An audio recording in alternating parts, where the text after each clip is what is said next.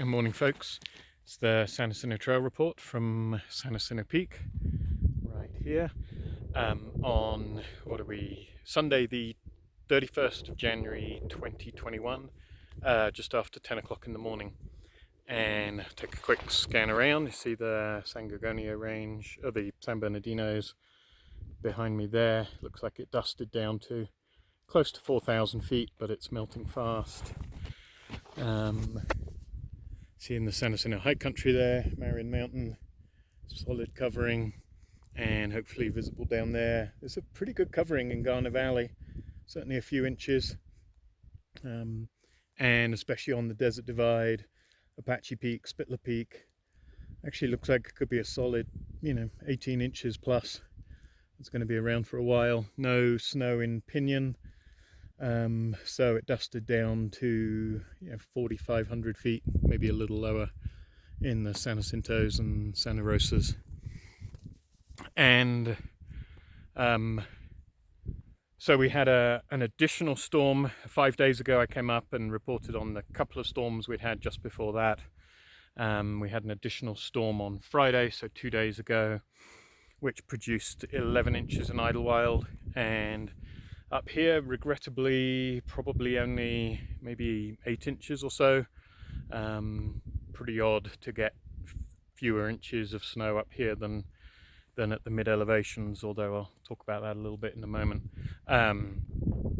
Reasonable covering up here, maybe just about 40 inches, so a bit under 3.5 feet overall. And on the way up I had about 29 inches at Saddle Junction, which is just over 8,000 feet, and pretty much the same, about 30-ish inches at Wellman Divide at 9,700. So fairly consistent most of the way up. So in the last week, between the three storms in Idlewild, we had 33.5 inches, I think it was. And what's impressive with that number is our historical average for Idlewild for an entire winter is 32 inches. So we literally had a winter's worth of snow in a week. So that's kind of fun. And unfortunately, there are a couple of long-term consequences of the rapidly warming climate up here in the high country. One of which I alluded to earlier is that we just don't get as much snow proportionately up here in the high country as we used to.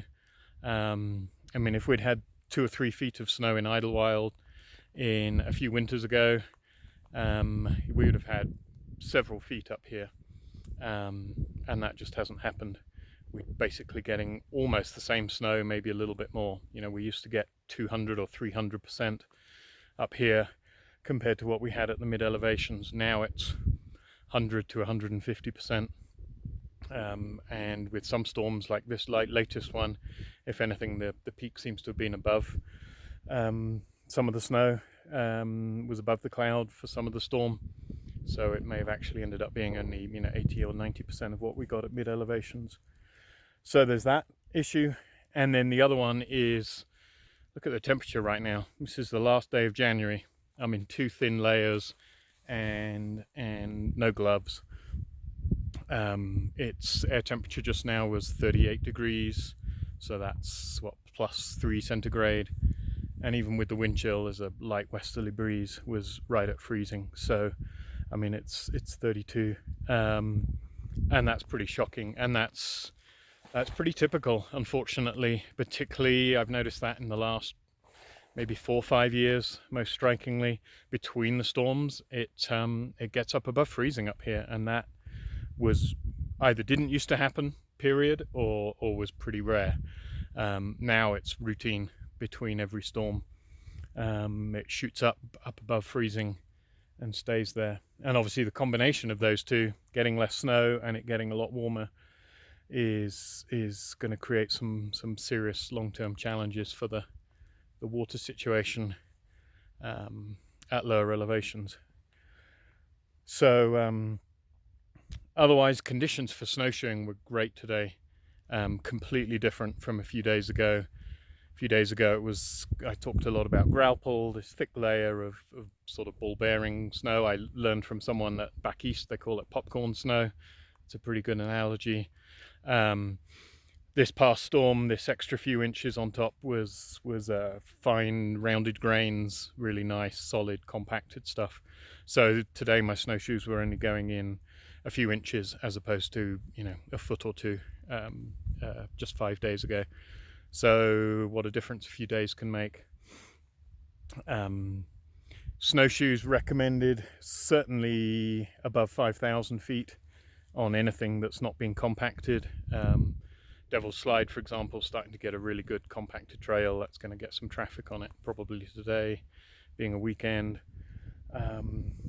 And certainly if you're wandering anywhere off a trail, which I'd recommend is fun right now on snowshoes, things like round the meadows at Tuckwitz, pretty much anywhere off trail, maybe heading out towards, you know, Marion Mountain and across the high country. Great snowshoeing conditions. Weather-wise, it's getting warm, as I alluded to.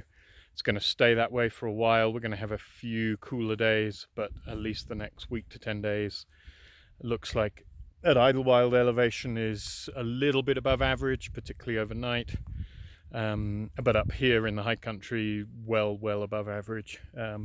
Should not be consistently above freezing up here, but that's what it's going to be for the next off and on for the next, you know, week to 10 days at least. So snowshoes at mid to upper elevations, and then on consolidated tracks, you know, carry spikes for sure. No necessity for crampons, ice axe, other than the north face of Tuckwitz on the way up looked pretty nasty. I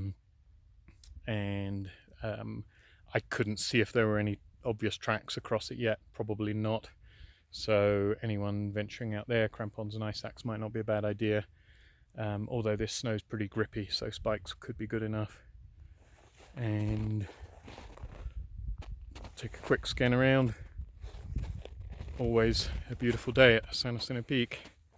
And safe hiking, everyone.